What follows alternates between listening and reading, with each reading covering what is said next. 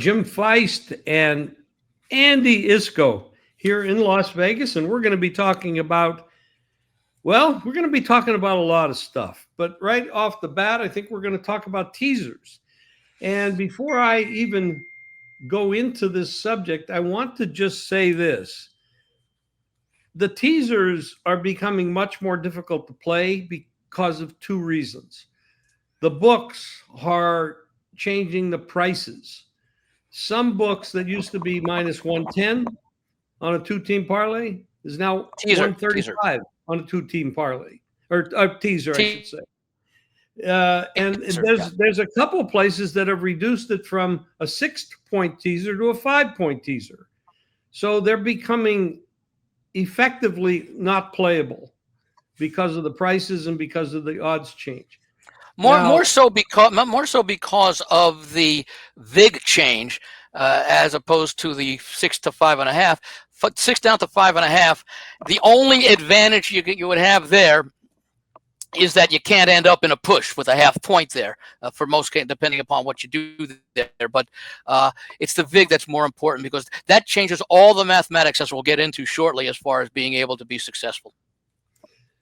So I'm going to suggest, and I'm not in the business of making these recommendations, but if the U.S. bookmakers and Vegas bookmakers are doing this, it's going to drive players to the offshores that give you a better chance to win.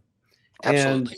And I highly recommend you not play and pay 135 or 130 price to play a two-team parlay. I think it's absolutely ridiculous. It's highway robbery. The 6 points. Well, the 6.2 team teaser paying 130 juice or 135. Yeah, it's even higher for 6.5 and 7, where your percentage chances are greater. I'll talk about that shortly because I've done a study on that. But you're paying a higher VIG. So yeah, they basically are saying we don't want the big players to be involved in teasers because the smaller players, the recreational players, they don't really care all that much about the price. The big players certainly do.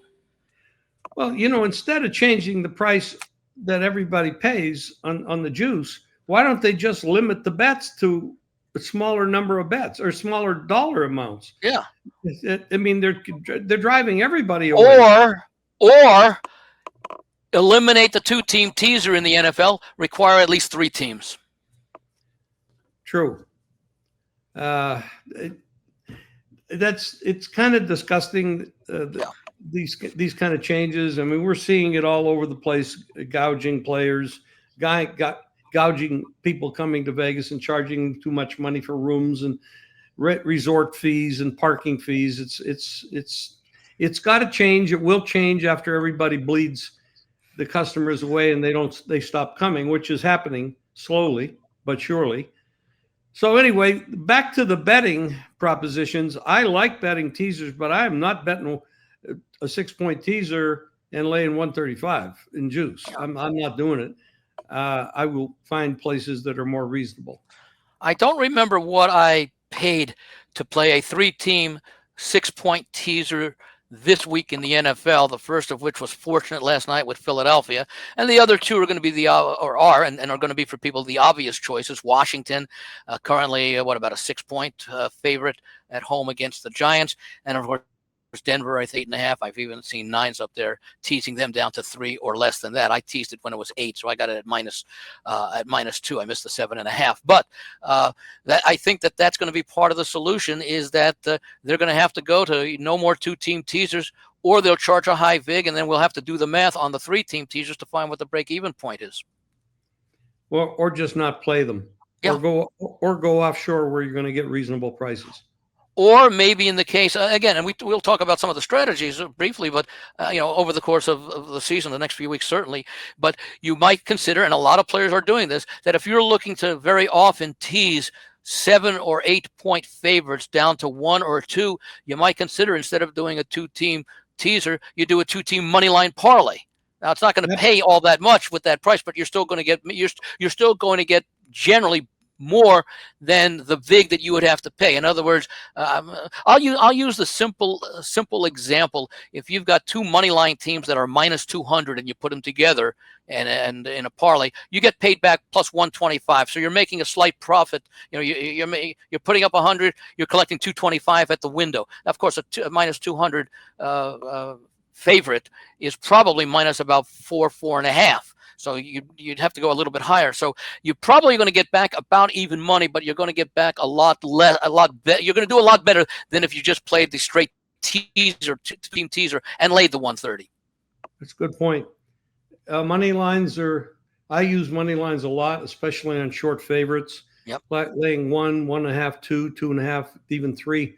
I'll play the money line rather than lay the point. I do that often. The only exception being is, it'd be the other way around on a 3-point. It'd be like 3-point underdogs. I like playing money lines on short-priced underdogs, especially road underdogs, because the math has shown that road underdogs of like 1.5, 2 points actually win the game outright, much more than the expectation would be for that money line price. So I'll do that.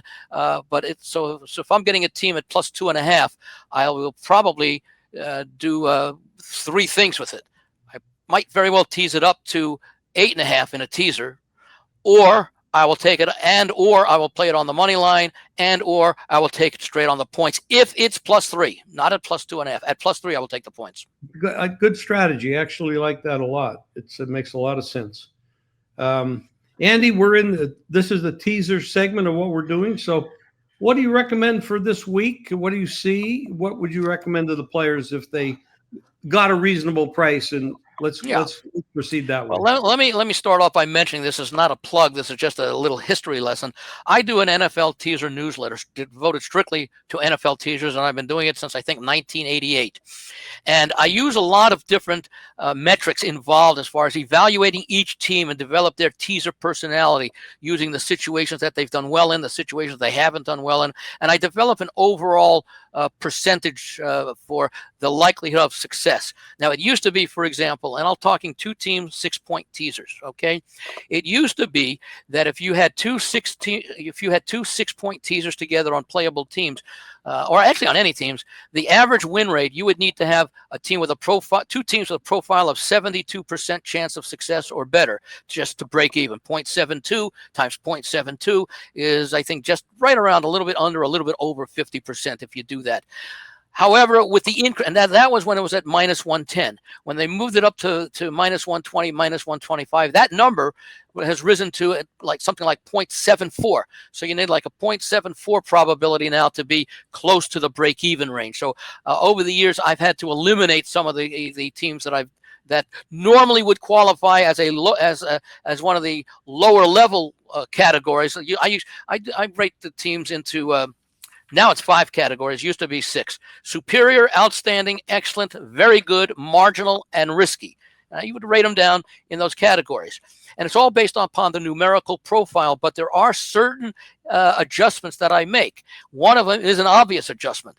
If a team shows that it has success, but it has to cross 0, which is all it's already been taken into account in the mathematics, I lower that by a category. So a team that might have been an excellent team and they're laying minus 3 and they show up as a play, I would move that down minus 3 to from an excellent play to a margin to a very good play, because you're going up across the number 0. So you're going from minus 3 to plus 3, which basically means not only just the numbers involved, but you're basically giving up one of the numbers of the 6-point teaser, and that's a 0. Because most, 98% of all games, maybe even higher, do not end up in a tie. So that's part of what I do. So, and then the other thing I also take a look is I do make certain adjustments for teams that otherwise qualify, and I downgrade them if they are in itself an unfavorable point spread range without crossing 0, meaning that it would be normally it wouldn't be. Well, there's some underdogs that aren't worth teasing because the line is so high that.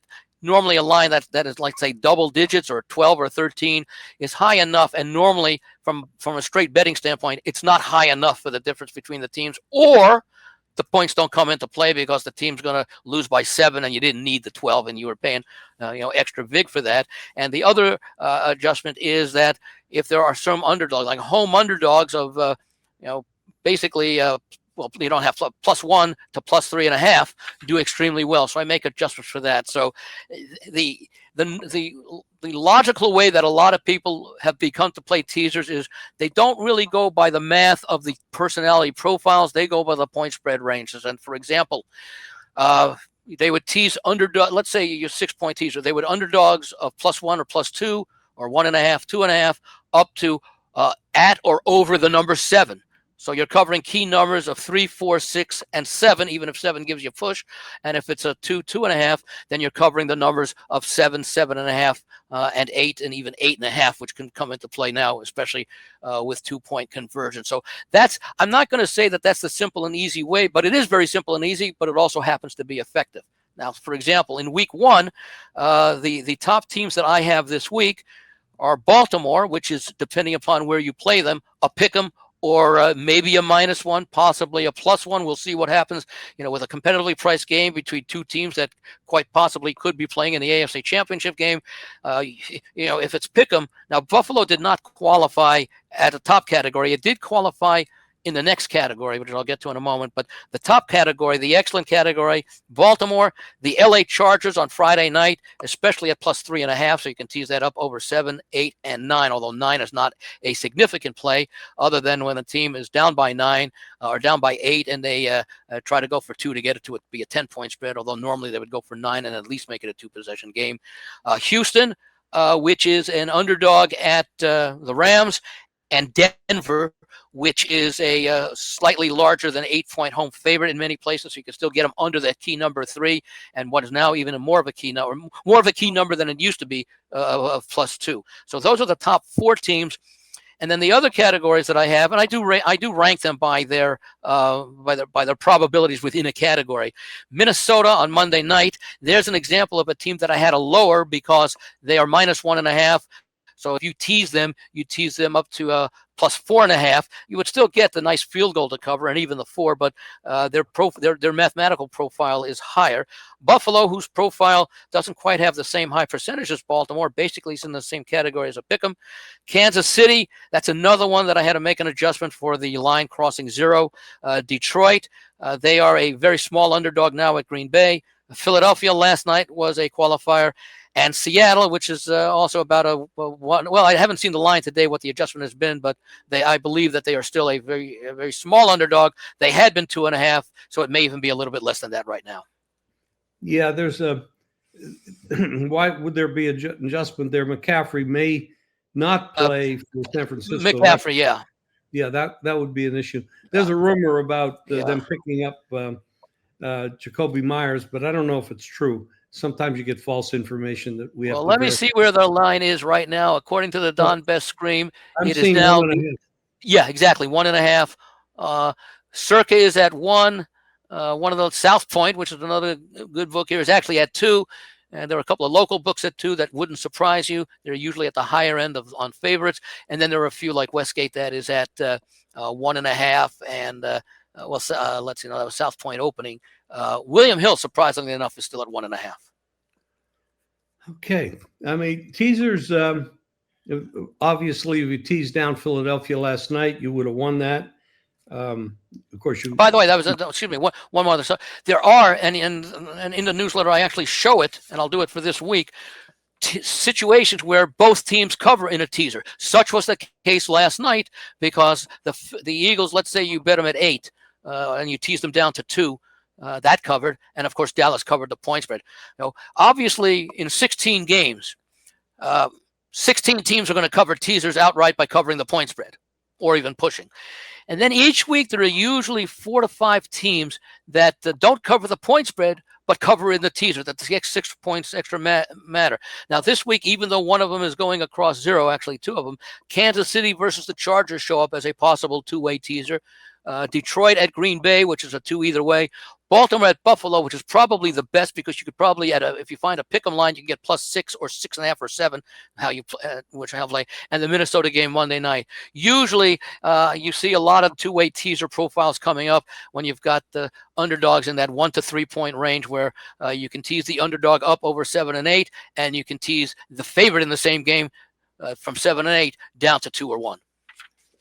Andy, this is good stuff. Before we sign off on this teaser segment, all these segments this week are going to be about 15 minutes. Tell everybody how they can get the Logical Report so that they can have this. It's an excellent piece. I've got 3 newsletters. The Teasers is one of them. The second one actually has to do with trends and tendencies, which basically looks at, one thing about when you use trends, like this team is 15-6 in such a situation, it's not necessarily that the team is 15-6. It means that the public, the betting public, underrated that team 15 out of 21 times, because if they underrated, it means the team outperformed expectations, so they weren't properly. Now, obviously, that's a simplistic explanation, because it may very well have handicapped that they should not have been that big of a opportunity to cover, but every game is different. So anyway, that rates on that looks at that in both college and pro. Of course, the teasers are NFL only. I do not advocate college teasers, pretty much, with limited exceptions, and those limited exceptions usually are those 10 to 14 point multi-team teasers. But the variance in college is generally too great. And then a regular college and pro football newsletter where I do have opinions on every game, and I write up 4 college games, 4 pro games, and I'll generally have some features and all that. TheLogicalApproach.com is the website, and you can click and see some samples from last year, as far as to get an idea of what the format is and what you can expect each week as far as commentary. In fact, in Teasers, I do a segment, a multi-week segment later in the season that actually compares, using the VIGs, which has been more profitable, 6, 6.5, or 7. Okay, that sounds good. I mean, I have the report here in front of me, and I haven't I've been doing so much other work. I haven't read it in detail, but I have cruised it a little bit, and it's excellently done. All of Andy's work is excellent. So go to thelogicalreport.com and order newsletters. Yeah, The Logical Approach. The Logical Approach. And the phone number they have, can they call the phone number? Call or text, either one. Okay. That it text 702-898-9802. Andy, that's the end of our. By the way, I may not be able to get back immediately today or tomorrow because I'm busy. I also do proxying for the various contests, which I think will be the subject, not the proxying part, the contest part of another podcast this morning. Okay, Andy, thank you very much. We're going to sign off here. Good luck, everybody.